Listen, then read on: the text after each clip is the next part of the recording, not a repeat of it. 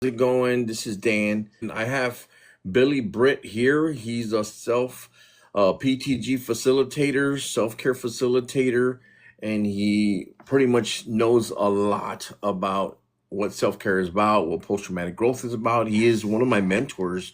I met Billy in a program called the Word Path Program, and he taught me so much in reference to this thing called post traumatic growth. And I wanted to go ahead and get into it with him and have him share the knowledge that he has, the quotes, all these things that is in his brain, to include that humor, bro, that humor that you have, be able to have all that. And I'm looking forward to having that conversation with you. So, with that said, Bill, if you'd like to introduce yourself, and again, I would like to let everyone that's here, please follow Billy so we could unlock him and be able to see his beautiful face. But besides that, Bill, Billy, can you provide us some insight on who you are for our viewers? We have three viewers right now, but it'll be Yeah, no worries. I'll do a quick intro on me, but yeah, United States Marine Corps retired. Struggled a good bit. Found myself in the billows of struggle itself, and wanted to find something other than the medication, other than the isolation, other than the VA, which may help for some people, but didn't for me. And came across this beautiful program called a Warrior Path, given by Boulder Crest, and went through it and loved it. Wanted to be a part of it, and I had to do the work first, and then was a big part of bringing it here to South Carolina. And now we've got this amazing program down here as well. And I was able to be thankful enough to really facilitate, like Dan said. Dan was one of my most amazing students, and went through it with closed eyes. I think you came through it looking for a leadership program, looking to get something better to help what you always want to strive. But somewhere in the middle of the week, there was a shift. And as your facilitator, I've seen it, and also as your instructor, and also as your friend. And we instructed many classes side by side. That shift was very prominent, and for you to, you went in looking for something and you found yourself. And I think when we don't look for what we're looking for, we actually find exactly what we're supposed to be looking for. But yeah, that beautiful road from struggle to strength, man. That's what led me to where I'm at. And you. so, but yeah, that's me. And now I'm just helping people when I can, and facilitating here and there.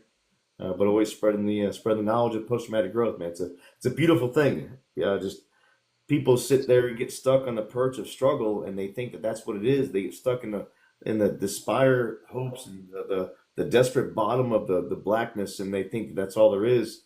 And they self isolate, they self medicate, they react, and they never get back to the surface again. And that's kind of what we're talking about today. If I'm not mistaken, is self care. What are we doing before that happens, and also what are we doing the second that happens? Because not a lot of us, we're not trained to prepare ourselves for that traumatic event. No one sits there and says, "Well, I got to meditate because my mom's going to die tomorrow." I got to meditate because this, or I got to go for a walk because this. It's about being completely regulated, and that's where you talk about self care. Like, what are you doing today? What are you doing right now? Because no one knows. Excuse me, I'm getting over a cough and a cold, but no one will ever know what's happening tomorrow. No one does.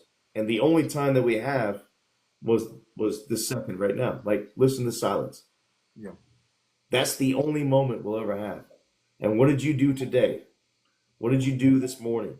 What did you do yesterday? What have you been doing consistently for 70 days prior? What are you checking the box on to make sure that you're going to be prepared? Because tomorrow's coming, possibly. Yeah, maybe not. There's someone that didn't make it home from work today. Yeah. And that's going to cause a traumatic event in itself for somebody else. But what are you doing today or right now to make sure that your cup is full to be able to respond versus react to the situation? Yeah. Oh man. Powerful, powerful. Thank you so much for introducing yourself. Everyone that's just jumping in again, I'm here with Billy Brett, self care, post traumatic growth facilitator, and we're having a conversation pertaining to what is self care. And again, Billy, for me, I was in the military for 23 years, Army, got out, started my career in project management and all these other things. And then what happened was I went down the rabbit hole in negativity. I found a program called Warrior Path Program, and where I found Billy, who is a post traumatic growth facilitator. And from that point on, we kind of became very close because he trained me in reference to self care. He showed me what post traumatic growth was about. And when I left the program, I wanted to be just like, I mean, I wanted to teach just like him. However, it took me a while to get through my journey in reference to post traumatic growth. However, I got to jump in and work with Billy. I became a Warrior Path guide, a facilitator with him, and we worked hand in hand, and he became a mentor of mine where now we are in different journeys, but we're still in the same path. We're on separate journeys, but we're still walking the same path. And what's cool about it is that now he's here, and everything that I've shared with you, all those clips on my TikTok account, it all comes from based off of my brother here, Billy Britt, who has shared with me those same words. He's spilled those same words. He's told me these same things, and all I did was take them in, and I now created. I instilled it into my life, and now I'm living that life that he provided all that knowledge to me, and now we're here sharing all this knowledge and all this training, and that's what Strive to Thrive Nightcap is about. And I'm introducing it. I'm kind of plugging it in because this is going to be a regular thing. I would like to continue this as a regular thing, whether it's Billy as a guest or my brother Berg or whoever is in reference to wanting to share this post-traumatic growth self-care knowledge. So that's what this whole stream is about. Again, Billy, I know I took a little bit of time to explain myself, but I felt like I need to share the journey because we got six people watching us right now. So That's fine, man. That's good. I was listening to every single word you said, man, and you gave a lot of credit to me, and I got to take it back, man, because all I did was read from a book, and I read from my heart a little bit during that class, but it took you. It took you to get that disclosure, and we talk about self care. There's a lot of things that people keep hemmed up. There's a lot of things that people don't talk about because there's the whole cliche. People ask you, how you doing? I'm doing fine. Like, no, the fuck you're not. Like, I'm really not doing fine, but I'm told to tell you that I'm okay. And it's okay to put up a flag. And you gave a lot of props to me. Yep. I didn't do nothing, man. You did the work. You got vulnerable. And that's a very important word. Actually, everybody in general. But the second that you get vulnerable and you start to disclose, this is what happened. This is who I am. This wasn't my fault, but this is the first time I've spoke of this. This feels kind of awkward. This feels kind of weird. Why am I having these emotions? It's because you've had them pinned up for 20, 30 years. Like, I didn't do anything, Dan. When you came to that program, just like every other student, to include myself, I got uncomfortable. And it taught me the way to what we're talking about today or tonight, which is self-care. Yeah. Like having that power of disclosure, which you and I sat next to Robert, and he harps on the power of disclosure. Yeah. I mean, how often do we just hold and pin stuff in? Yeah. But there's immense power in it, and when you release it, you give the power back to yourself. It's like you're slaying that dragon in the whole hero's journey, which could be a whole nother side. But me, I can talk about the hero's journey all night long. Yeah. But but yeah, I'm all about it, bro. Like, let's do this, right? In reference to the hero's journey. I want to interject here quick in reference to you saying, you're right. You're right. I did. And the reason I'm saying this, because I just had a profound realization just recently. And there was a clip that I just put on my TikTok just to let you know. And I talked about ownership. And I'll tell you this. After so many years, I've always even said, like, oh, Billy, you saved my life. You're right. I am now taking ownership of saying, I saved my life. You're right. You're absolutely right. Dan, you did it. And I am going to take ownership and say, yes, Billy, I did do it because the only way I could take back my pen and write my own story is taking that ownership and saying, I saved my life. No, And I am going to tell you that I am at that point where I am taking ownership. And I will say from now, because it was always, it's hard, right? To say, like, it was it's so comfortable to say, no, you saved my life. It's so comfortable to tell, but it's so hard to say that I saved my life. Ain't that crazy, huh? no. Well, and the thing about it is, Dan, is that there's gonna be no horse and a knight in shining armor that's gonna come through that damn door. No, Dan door. I'll say Dan door. Hey, Dando. And no one's gonna fucking save your ass. It like your mom's got issues, your dad's got issues, your family's got issues. They've got their own issues. If you don't jump in front of it and do something, no one's gonna save you. No one can save you. Yeah. Like you've got to be the one to stand up and take that sword and jump on that horseback, bareback, grab it by the reins, the back of the hair, of the neck, and ride it through a fiery flame and slay that fucking dragon. Because Yeah. no one's gonna do it for you. I know that you're not gonna do it for me, but and I won't do it for you. I'll ride side by side and behind you, and I'll tell you how I did it. But I don't care as much about your life as I do mine. And that may sound selfish, but that's the truth of the fact. You talk to somebody at church, or you see someone in the gas station, you're like, oh, I'm going through this. Like, okay, I'm sorry to hear that. And then you go about your day. Yeah. Like, they forget about it 30 seconds later. They're not going to start a GoFundMe to go save Dan. Yeah. Like, you've got to be the one to do it. I think we've come to a place with social media and everything else, which, it's a great thing, but we can reach out and go fund me because my house burnt down or this and that. But in the end, it's got to be you that's got to rebuild it board by board, brick by brick, mortar, slate, everything nail by nail. Because if you don't do it, then someone's going to plow it down and someone's going to move in. And your mental capacity is going to move right the fuck out. And you're not going to be the person that you think that you were. And that's where it comes back to self-care. Like, what are you doing to sharpen your tools to make sure that when that hurricane comes, Yeah. you know what? Yes, I've got things prepared to take care of myself. And guess what? If I don't, I've got a good team, a good mentorship Yeah. that I can lean into. Say, hey, Billy, you got an air compressor. I need some help doing this. So, yeah, man, I got you. And the only reason I got an air compressor is because I got knocked down too. There was a time when I didn't have that. So that's when I say air compressor, that's metaphorically speaking for our wisdom and our regulation practices. And the only reason we got a strong house is because it got knocked down.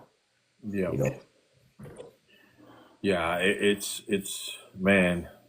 Yeah. For many years, like I said, it's always been difficult to saying that. So I want to go ahead and ask you if you could go ahead and talk about the hero's journey, because the hero's journey, and let me just kind of intro it a little bit. So in reference to the hero journey that we have to take on, and in order to receive all these gifts, these elixirs, in reference to going through this adventure and finding what we can learn from ourselves, right? Uh, we have to do it alone. And that's why I say taking ownership of our journey, because every journey starts with you taking the first step. I think someone once said that a 1,000 step journey requires the first step, right? Who is that? I know you know, Billy. no, the journey of 1,000 miles starts with a single step. I knew Sun it. Tzu said that. Yeah, There the you journey go. of 1,000 Appreciate you. miles I knew is it. one step. Sun Tzu. Oh, yes, sir. Okay. I'm still getting it down, though. I got you, man. I got you.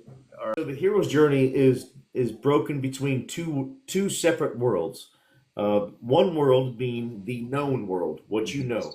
That's your couch, that's your job, that's your life, that's your status quo.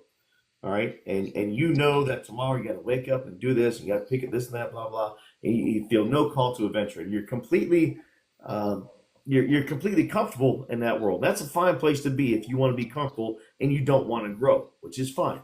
But sometimes in life, people have what's called a call to adventure. You know what? I'm gonna learn how to scuba dive. I'm gonna go try this. I'm gonna go ask for that new promotion. I'm gonna go learn this. I'm gonna go get my education.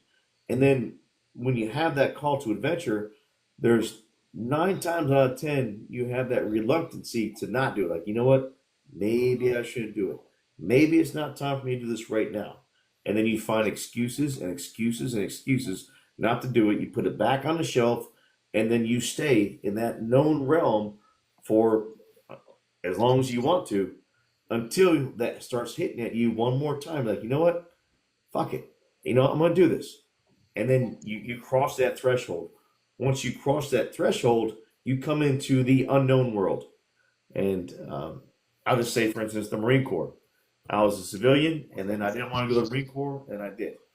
And I entered into the unknown realm of Parris Island, South Carolina.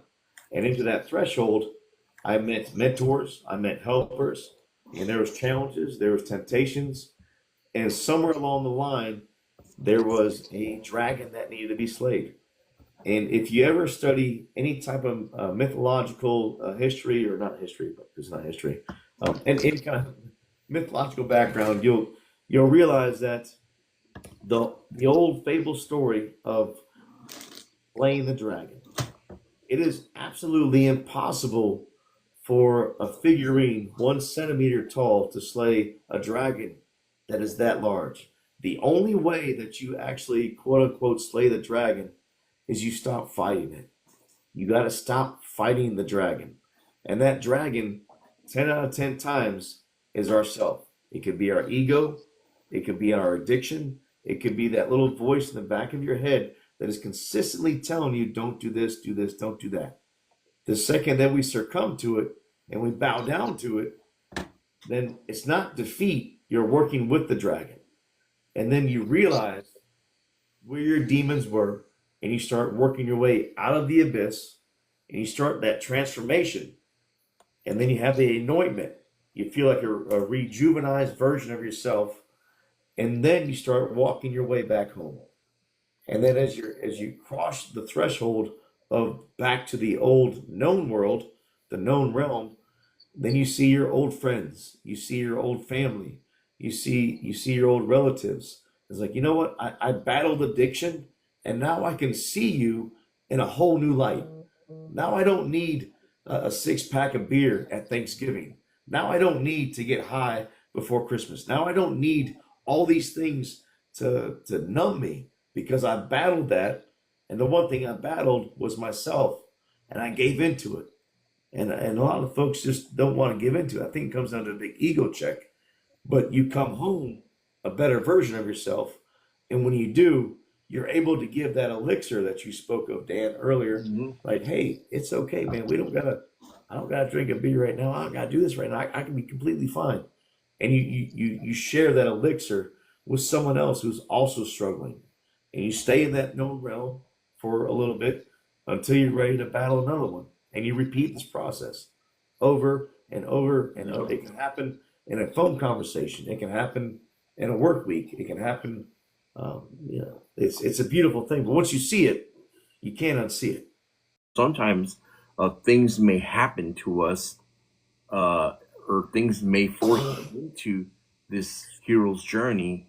So, I mean, what do you say about that pertaining Yeah, to? well, those are the things. Like those moments in life to where like you wreck your car, or you lose a loved one, or something happens. Like those are those things that happen, and you look at the pieces, and they're all falling and broken apart at your feet for a Yeah, moment. And like, all right, what the fuck do I do with this? Like, do I pick yeah, them up, or do I leave them here? Do I find a new addiction, or do I dive into a hole of yeah, despair? And you may spend some time down there, but those struggles happen consistently. But it's up to you. Like I said earlier, I can't come into your household, Dan, in your backyard yeah, and pick up the pieces of your relationship, just like you can't do that to me. And yeah, I'm not saying anything about, I'm sure your relationship's fine. I'm not speaking on that. I'm just metaphorically speaking. But like, you got to see that these struggles that happen are moments for growth. Like, it's not a moment to knock you down and to keep you on the ground. You're going to get your wind knocked out, yes, of yep, course, and that's completely normal. But what do you do with it from here? yeah. Like, what do you do with it? Do you turn it into something? You put a good spin on it, or do you? you isolate and go back into your little fucking hole where no one sees you, and get out of shape, and like it's struggle happens every day, Oh yeah. every minute. It does, and the thing with this hero's journey, and I would like to emphasize too that you find yourself that you're not alone in Yes. this journey, right? And I would like to have a little bit of that conversation about when we go through these journeys, we start finding communities out there. We leave our basements, our rooms, and we go on and go into this journey, and we bump into helpers, we bump into people that are going to guide us. Just like me, right? Like I went on this journey. I always felt that the Warrior Path program was a hero's journey of its own, because when I walked in through that door, I that was my call to adventure when I went in through that door. And then I found my brother here, right, my mentor right here, Billy, who has guided me through all this thing called journey, right, in my life. So your support cast, right? Show me your friends, I'll show you your future. Don Pena, Dan Oh yeah, Pena said you got that. that one right. You see, it took how many months did that take for me? Show me your friends, I'll show you your future, man.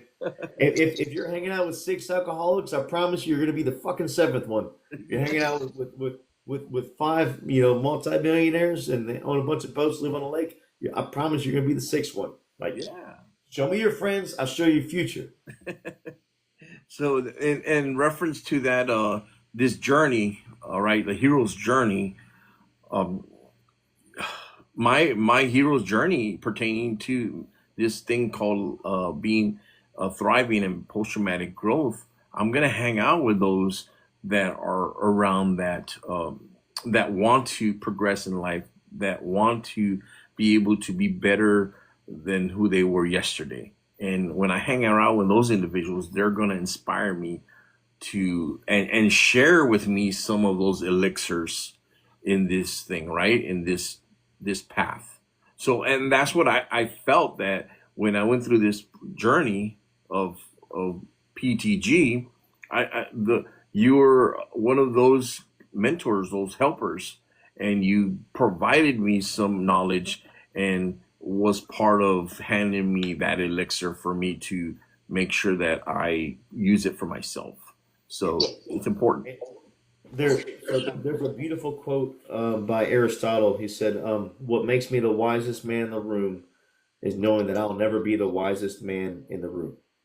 All right, and what you just said, you said, you keep referring to me as your mentor, this and that, and on the hero's journey, it's I believe it's transactional, because there's moments to where, yes, I helped you get through that particular one, but that doesn't put me on a pedestal. There's moments whenever we work together to where you came in with a super high motivated attitude, playing your guitar, and like, hey, I mean, you had no idea the room you just walked into, like the assholes that I was talking to, but you just changed the entire thing, and that changed my attitude. Yeah. Like, so the mentor isn't always the mentor. Like, sometimes the one that's being mentored becomes the mentor, whereas it's happened with you in multiple cases in our relationship and our professional our professional atmosphere that we worked in. Yeah. So it's a beautiful give and take, and I guess it comes down to whoever you are, which dives back into self care. Yeah. What like, obviously you were self caring more one day than I was not, and you were able to be that mentor for a moment. So we all walk these journeys, we all walk these individual hero's journeys, and you never know who's going to walk through that door smiling, and keep you from, like, what, I was going to suck on a shotgun this morning, but Dan played his fucking guitar. Like, it's something as simple as that can take it away, and it comes from being self care. Like, what are you doing that morning? Oh yeah. I tell you, man. I'll tell you my secret to that. I'm gonna read something here, and I would like to get your feedback pertaining to this. Absolutely. So, emotional intelligence refers to the ability to perceive, understand, and manage one's own emotions and relationships. It involves being aware of emotions in oneself and others, and using this awareness to guide thinking and behavior. To guide thinking and behavior. Emotionally intelligent individuals can motivate themselves, read social cues, and build strong relationships. So when I would go into the lodge, I would have the music on Yep. because I was being intentional in reference to being in a good state of mind because I knew how that was going to amplify outwards towards people in a good state of mind. Like we said one time that, there's two ways you can light up the room, right? Oh yeah. Remember what was that? Oh yeah. That's one of my favorite quotes. Do you either brighten up the room when you enter, or you brighten up the room when you leave? Yes, That yes. was complete like oh shit, daddy's home, or oh shit, daddy's home. Yes, Gunner Mabel said 100% because you never know what's going on with the person you're working beside that day. Yeah. Grade costs you nothing. No, and to your point of emotional intelligence, that so I have fallen back on emotional intelligence. Almost 80% of my thought processing goes directly to emotional intelligence. And there's plenty of good. Kristen Neff has got a beautiful book on it, emotional intelligence. There's a handbook, a lot of books out there. But like for me to be so selfish and have my attitude come across yours, say you and I, Dan, are married, and we come home and I had a shitty day. I had a shitty day. And I take it out on you. Well, you could have had a shitty day too. Yep. Like who am I to take that away from you? I've got to equally understand that you're coming from some spot. There's some moments of your day that I've got no idea about. There's moments, maybe your coffee didn't have enough creamer in it, and it started there, and it just steamrolled the rest of the day. All right, because you weren't self-regulated, but maybe that happened. But having emotional intelligence in every single conversation, whether it be with your family, your friends, whomever, the person at the gas station or the fast food uh, um, person at the fast food restaurant, but like understanding where someone is coming from. Like, do I need to be a dick right now, or do I need to say this right now, or does it need to be said by me right now, or maybe do I need to sit here and ask them, hey, how was your day? Something as simple as that. Yeah, I think who is the one that brought this up, and someone said that they would when they went home, and this was when they were in their post traumatic growth journey, and they still are probably, but someone had said that when they show up to the house, they would take their boots off. That was me. There you go. Yeah, I thought that was you, but I just wanted That was me, man. Every single to day, tell man. me about that. I had to take my boots off. One of my platoon sergeant. He told me, he said, the same boots I walked through all that shit all day long. I came home every day, day after day after day after day, and we got to argument over and over again every single day, Monday through Friday, over stupid shit, absolutely stupid shit. I mean, whether and I've told you this before. Like the house was well manicured, the lawn was taken care of, the dishes were done, dinner was cooked. She even learned how to change the spark plug in the lawnmower because she knew at 5 o'clock I was coming home and I was going to be a complete asshole. Mm. And she found everything she could possibly do to make. She was situationally aware of my attitude, and it wasn't her. It was nothing she did. She was an amazing wife. I give props to you, Elizabeth, if you're listening. But you were an amazing wife for the entire 4 years we were married. And it was me. It was me dragging everything home that led to our divorce. And it wasn't until someone told me 20 years ago, say, hey man, take your boots off and just whenever you walk through your home, put some flip flops on. Like don't wear the same shoes. And it's a physical act of doing something. And it helped. I mean, we eventually got divorced, but um, regardless, and now I've got two beautiful boys and everything else, all that good stuff. Mm. But uh, what are you doing physically? What are you self-caring physically to make sure that how are you checking your shit at the door and dropping your bags outside so you don't bring that stuff inside? Because and there's a time to talk about it with her. I'm not saying deny it, Yeah. but you don't know where she's emotionally coming from that day. So like you had your day, just come to the door like, hey babe, how was your day? Don't worry about mine. The same as yesterday probably. But what do you need? What do you need from me? What do you need from me? Yeah. Yeah. Those are the three things, right? Thank you. I'm sorry. I love you. And what do you need from me? Yeah. Oh yeah. Exactly. I mean, what do you need from me? I You pause any conversation on that, and not what do you need from me in order for me not to be an or what do you need from me in order for you not to be a bitch? Like, don't say that. But what do you need from me in order? Nothing. What do you need? What do you need, yeah. sweetheart? Yeah. Leave it open. Never Yeah. answer the questions. Yeah, and it's amazing. I always talk about that. For me, 47 years, I've had a script of the negative of arguments. Right? It's easy to like. I could spit it all out right away. The script because I've What do you need from me in order? Nothing. What do you need? What do you need, yeah sweetheart? yeah Leave it open. Never yeah answer the questions. yeah, and it's amazing. I always talk about that. For me, 47 years, I've had a script of the negative of arguments, right? It's easy to like I could spit it all out right away, the script, because I've said it for 47 years over and over and over. But in reference to those four things, right? I'm sorry, I love you, thank you, what do you need from me? Those four powerful statements right there. You gotta add more Yeah. to the why, right? To the Oh yeah. why. I think Bert just said, I'm scrolling back up, what do you need from me throws people off.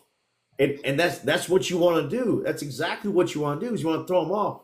But all right, what do you need from me? I was like, okay, hold on, pump the brakes. Who are you and what did you do with my husband? Because usually you would have a beer in your hand and you'd be argumentative towards us. So like, and you're absolutely right, Bert. Like it throws them off. That's what you want to do. If you want to change, you got to throw people off. Like you got to be different. Like you Right. got to do it. You know, Yeah. like you got to say those phrases that you don't want to say, and we don't want to say it because it breaks our ego, and our ego falls into the same realm that that demon and that dragon is. And saying, "What do you need from me?" is you pulling out your sword and slaying that dragon a little bit and saying, "Hey, the old me yesterday, because isn't gonna be 2 years ago. You can change right now. Change happens right in the present. 'Cause that's Yeah. me and you talk about this damn with Lyle. The only moment we got is right freaking now. We Yeah. don't got tomorrow. We don't got yesterday. Yeah. But like when you come home, when you see your wife the next, whenever we get done with this, Yeah. like that's who you're gonna be. That's that moment. But Yeah. it throws people off, and it damn well should. If we Yeah. want to change, if we want to shift, then fuck yeah. Like it should throw them off 100% if you want to shift. Oh yeah. No, it's. Oh yeah. It kind of you know, and I like to add that sometimes you don't have to say anything. Like for me, I'll say this. I've said so. I don't know how many times I've said I'm sorry, and even added those words. I'm sorry. Oh, I've man. expanded on it, right? So Yes. sometimes you know what? For me, a change is not saying anything and just doing something like just maybe instead of saying I'm sorry, just letting it go and maybe being better than you were an hour ago or whatever. Just not saying I'm sorry. And for me, I've stopped saying I'm sorry. And sometimes there's opportunities that manifest down the road when you're in a better state of mind to talk about that conversation later. So I found myself having not saying sorry, and I was really intentional about this. I didn't say I'm sorry, and I just continued my my regulations and stuff. And then like 2 days later, an opportunity popped up that allowed us to come back around and talk about you know that situation. And then I was already in a calm state of mind to where I was able to say uh, I was able to talk about it in a more responsive way rather than a reactive way.